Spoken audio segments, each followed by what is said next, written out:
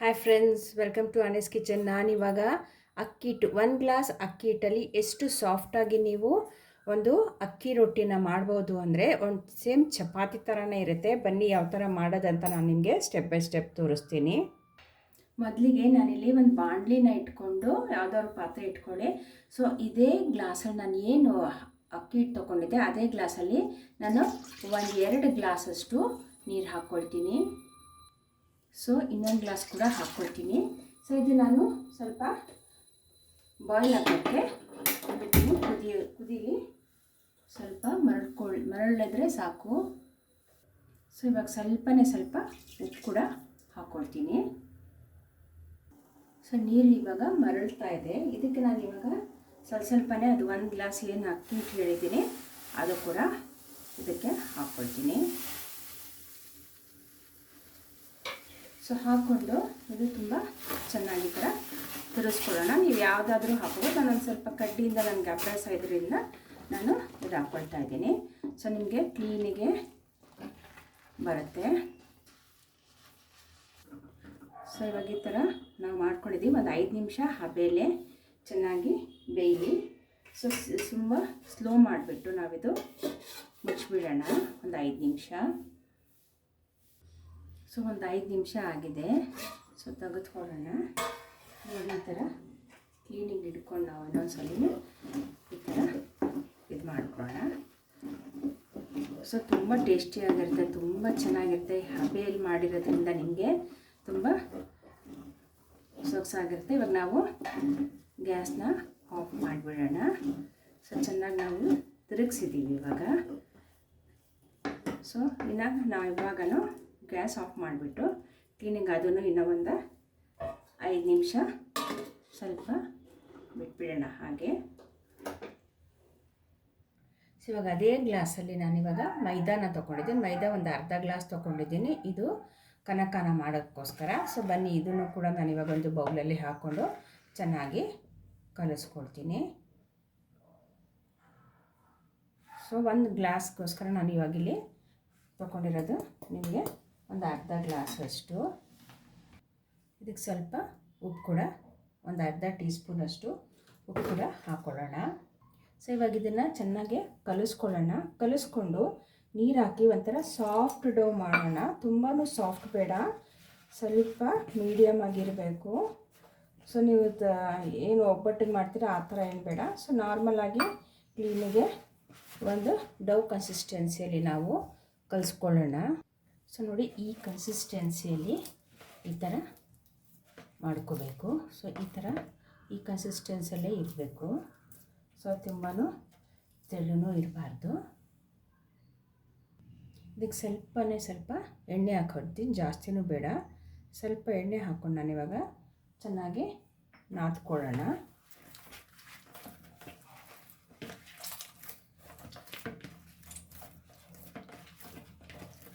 So ಈ ಥರ ಚೆನ್ನಾಗಿ ಸ್ವಲ್ಪ ಎಣ್ಣೆ ಹಾಕ್ಕೊಂಡು ನಾವು ಒಂದು ಅರ್ಧ ಗಂಟೆ ನಾವು ಅದನ್ನು ಹಾಗೆ ಇಟ್ಬಿಡೋಣ. ಸ್ವಲ್ಪ ಸಾಫ್ಟ್ ಆಗುತ್ತೆ. ಸೊ ಆವಾಗವರೆಗೂ ಸ್ವಲ್ಪ ನಾನು ಒಂದು ಅರ್ಧ ಗಂಟೆ ಕ್ಲೋಸ್ ಮಾಡಿ ಇಟ್ಕೊಂಡ್ಬಿಡ್ತೀನಿ. ಸೊ ಅಷ್ಟೊತ್ತಿದು ತಣ್ಣಕ್ಕಾಗಿದೆ ನೋಡಿ, ಸ್ವಲ್ಪ ತಣ್ಣಕ್ಕಾಗಿದೆ. ಇದು ಈ ಥರ ಕಟ್ಟಿದ್ರೆ ನಮಗೆ ಈ ಥರ ಬರಬೇಕು. ಸೊ ಇದು ನಾನು ಚೆನ್ನಾಗಿ ಕಲಿಸ್ಕೊಂಡು ಇಟ್ಕೊಳ್ಳೋಣ. ಸೊ ಇದನ್ನು ಇವಾಗ ನಾನು ಒಂದು ತಟ್ಟೆಗೆ ಹಾಕ್ಕೊಂಡು ಚೆನ್ನಾಗಿ ನಾದ್ಕೊಳ್ತೀನಿ. ಸೊ ಈ ಥರ ಹಾಕ್ಕೊಂಡು ಚೆನ್ನಾಗಿ ನಾದ್ಕೋಬೇಕು. ಇನ್ನು ತೆಳುವಾಗಿಬಿಟ್ರೆ ನಿಮಗೆ ಅದಕ್ಕೆ ಅಕ್ಕಿ ಹಿಟ್ಟನ್ನ ಹಾಕ್ಬೋದು. ತಿರ್ಗಾ ಗಟ್ಟಿ ಇದ್ದರೆ ಸ್ವಲ್ಪ ನೀರು ಕೂಡ ಚಿಮುಕ್ಸ್ಬೋದು. ಸೊ ಇದು ಚೆನ್ನಾಗಿ ನಾವು ಈ ಥರ ನಾದ್ಕೋಬೇಕು ಕ್ಲೀನಿಗೆ. ಸ್ವಲ್ಪ ನಾದ್ಕೊಂಡಷ್ಟು ನಿಮಗೆ ಕ್ಲೀನಿಗೆ ಸಾಫ್ಟಾಗೆ ಬರುತ್ತೆ ನೋಡಿ. ಒಂದು ಹದಕ್ಕೆ ಬಂದಿದೆ. ಸೊ ನಾವು ಈ ಥರ ಮಾಡಿ ಇಟ್ಕೊಂಡ್ಬಿಡಬೇಕು.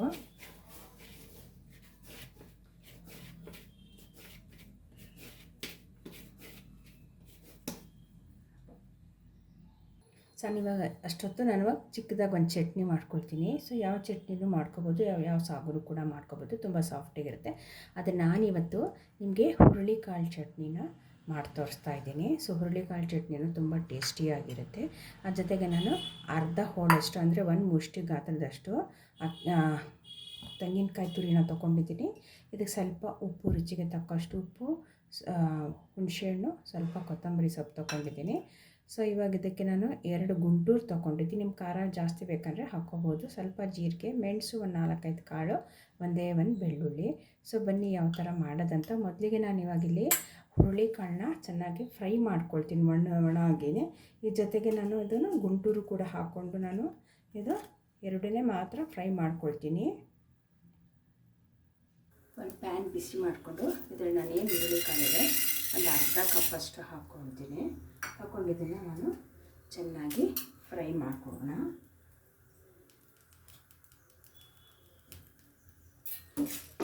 ಸೊ ನಿಮಗೂ ಗೊತ್ತಾಗುತ್ತೆ, ಒಂದು ಕಲರ್ ಚೇಂಜ್ ಆಗುತ್ತೆ. ಅದಕ್ಕೆ ಚೇಂಜ್ ಆಗ್ತದೆ. ನೀವು ಇದನ್ನು ಸ್ವಲ್ಪ ಫ್ರೈ ಆಗಲಿ. ಸೊ ಇದಾಗಿದೆ, ಸ್ವಲ್ಪ ತಣ್ಣಕ್ಕಾಗಲಿ. ಕೊಬ್ಬರಿ ಜಾರಿಗೆ ನಾನು ಇವಾಗ ಮಿಕ್ಸಿಗೆ ಕೊಬ್ಬರಿ ಹಾಕ್ಕೊಳ್ತಾ ಇದ್ದೀನಿ, ಕೊಬ್ಬರಿ ತುರಿನ ಹಾಕ್ಕೊಳ್ತಾ ಇದ್ದೀನಿ.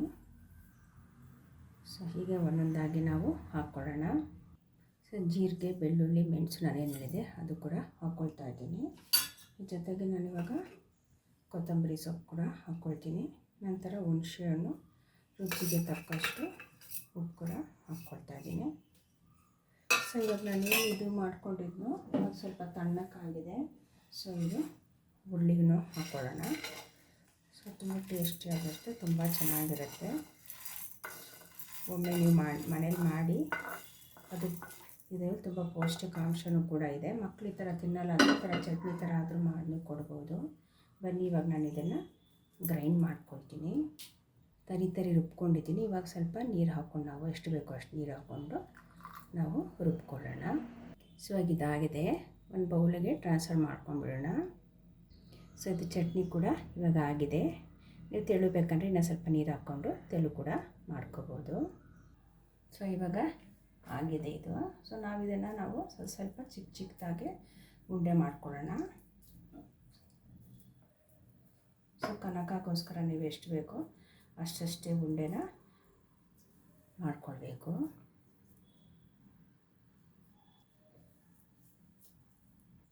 ಸೊ ಈ ಥರ ಒಂದು 4 ಆಗಿದೆ. ಸೊ ಇವಾಗ ಇದನ್ನು ಕೂಡ, ಸೊ ಇದನ್ನು ನಾವು ಸ್ವಲ್ಪ ಜಾಸ್ತಿನ ತಗೊಳ್ಳೋಣ. ಸೊ ಇದನ್ನು ಸ್ವಲ್ಪ ಅದಕ್ಕಿಂತ ನಾವೇನು ತಗೊಂಡಿದ್ದೀವಿ ಅದಕ್ಕಿಂತ ಇದು ಸ್ವಲ್ಪ ಹೂರಣ ಥರ. ಸೊ ಇದನ್ನು ಕೂಡ ಜಾಸ್ತಿ ತಗೊಳ್ಳೋಣ. ಸೊ ಈ ಥರ ಅಕ್ಕಿ ಹಿಟ್ಟುಂಡೆ ಮತ್ತು ಇದು ಮೈದಾದು ಮಾಡ್ಕೊಂಡಿದ್ದೀನಿ. ಇದ್ರ ಮೇಲೆ ಸ್ವಲ್ಪ ನಾನು ಅಕ್ಕಿ ಹಿಟ್ಟನ್ನ ಉದುರಿಸ್ಕೊಳ್ತೀನಿ. ಸೊ ಈ ಥರ ಅಕ್ಕಿ ಹಿಟ್ಟಾದರೂ ಮೈದಾ ಹಿಟ್ಟಾದರೂ ಯಾವುದಾದ್ರೂ ಉದುರಿಸ್ಕೋಬೋದು ನೀವು. ಸೊ ಇವಾಗ ನಾನಿದು ಮೈದಾದು ಏನು ತೊಗೊಂಡಿದ್ದೀನಿ ಕ್ಲೀನಾಗೆ ಹೀಗೆ ಕವರ್ ಥರ ಮಾಡ್ಕೊಂಬಿಡೋಣ. ಸೊ ಈ ಥರ ಕ್ಲೀನಾಗಿ ನೀವು ಏನು ಹೇಗೆ ಕಡುಬು ಹೆಂಗೆ ಮಾಡ್ತೀರೋ ಅದೇ ಥರ ಕ್ಲೀನಾಗಿ ಅದೇ ಇದರಲ್ಲಿ ಇದು ಮಾಡ್ತೀರ. ಸೊ ಅದರಲ್ಲಿ ನಾನು ಇವಾಗಿದು ಮಧ್ಯಾಹ್ನ ಇಟ್ಬಿಟ್ಟು ಕ್ಲೀನಾಗೆ ಇದು ಮಾಡ್ತೀನಿ. ಸೊ ಇದು ಎಕ್ಸ್ಟ್ರಾ ಇದ್ದರೆ ಹೀಗೆ ಫೋಲ್ಡ್ ಮಾಡ್ಕೊಂಬಿಡಿ. ಸೊ ನೋಡಿ ಎಷ್ಟು ಕ್ಲೀನಾಗಿ ಬಂದಿದೆ. ಇವಾಗ ನಾವಿದು ಕ್ಲೀನಾಗೆ ಲಟ್ಟಿಸ್ಕೊಂಡ್ಬಿಡೋಣ.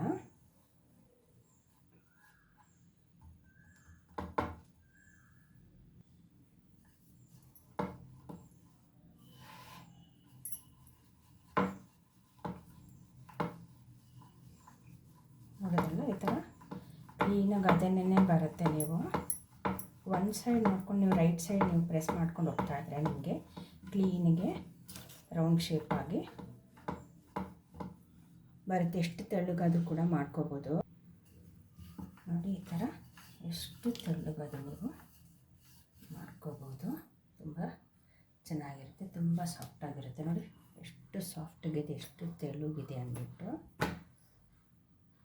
ಸ್ವಲ್ಪ ಹೆಂಚನ್ನ ಕಾಯಕ್ಕೆ ಇಟ್ಕೊಳ್ಳೋಣ. ಸ್ವಲ್ಪ ಕಾದ ತಕ್ಷಣ ನೀವು ಎಷ್ಟು ತೆಳ್ಳಗಿದೆ, ನೀವು ಎಣ್ಣೆ ಆದರೂ ಹಾಕ್ಕೋಬೋದು, ಹಾಗೇನಾದರೂ ಕೂಡ ಮಾಡ್ಕೋಬೋದು. ಎಷ್ಟು ಚೆನ್ನಾಗಿ ಬರುತ್ತೆ ಅಂತ ನೀವೇ ನೋಡಿ.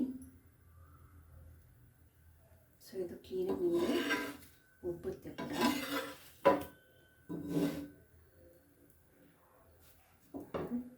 ಎಷ್ಟು ಕ್ಲೀನಾಗಿ ನಿಮ್ಗೆ ಉಬ್ತಾ ಇದೆ ಅಂತ.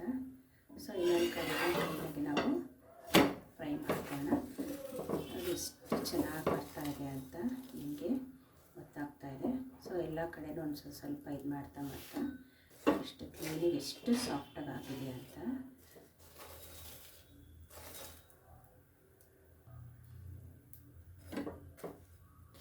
ಸೊ ಎಲ್ಲ ಕಡೆನೂ ಸ್ವಲ್ಪ ಚೆನ್ನಾಗಿ ಕ್ಲೀನಾಗಿ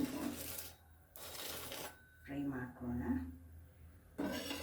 ಇನ್ನೊಂದು ಕಡೆ ಆಗಿದೆ ನೋಡಿ, ಎಷ್ಟು ಚೆನ್ನಾಗಿದ್ದಕ್ಕೆ ಯಾವ ಜೊತೆಗಾದರೂ ಚಟ್ನಿ ಸಾಂಬಾರು ಯಾವ ಜೊತೆಗಾದರೂ ತಿನ್ಬೋದು. ಇದನ್ನು ಅಷ್ಟು ಸಾಫ್ಟ್ ಇದೆ, ಎಷ್ಟು ಚೆನ್ನಾಗಿ ಉದ್ದು ಬರ್ತಾ ಇದೆ ಅಂತ. ಸೊ ಇದೇ ಥರ ನೀವು ದೊಡ್ಡವ್ರಿಗೆ ಮಾಡ್ತಿದ್ರೆ ತುಂಬ ಟೇಸ್ಟಿಯಾಗಿರುತ್ತೆ, ತುಂಬ ಹೆಲ್ದಿಯಾಗಿಯೂ ಕೂಡ ಇರುತ್ತೆ. ಸೊ ಎಲ್ಲ ಕಡೆಯೂ ಸ್ವಲ್ಪ ಫ್ರೈ ಆಗಬೇಕು. ಮಿಕ್ಸ್ ಮಾಡ್ಕೊಂಡ್ರೆ ನಿಮಗೆಲ್ಲ ಕಡೆಯೂ ಸ್ವಲ್ಪ ಆದಷ್ಟು ಫ್ರೈ ಆಗುತ್ತೆ. ಸೊ ನೋಡೋಣ ಎಷ್ಟು ಚೆನ್ನಾಗಾಗಿದೆ ಅಂತ ತೆಗೆದುಕೊಂಬಿಡೋಣ. ಸೊ ಇದಕ್ಕೆ ನಾವು ಎಣ್ಣೆ ತುಪ್ಪ ನೋಡಿ ಎಷ್ಟು ಸಾಫ್ಟಾಗಿದೆ. ಇನ್ನೂ ತೆಳು ಕೂಡ ಮಾಡ್ಬೋದು ನೀವು. ಸೊ ಇದ್ರ ಜೊತೆಗೆ ನೀವು ಈ ಚಟ್ನಿ ನಾನು ಏನು ಮಾಡಿದ್ದೀನಿ ಆ ಚಟ್ನಿ ಜೊತೆ ತುಂಬ ಟೇಸ್ಟಿಯಾಗಿರುತ್ತೆ. ಚಟ್ನಿ ಪುಡಿನೂ ಕೂಡ ಚೆನ್ನಾಗಿರುತ್ತೆ. ಇದೇ ಥರ ಟ್ರೈ ಮಾಡಿ ಮನೆಯಲ್ಲಿ. Thank you for watching.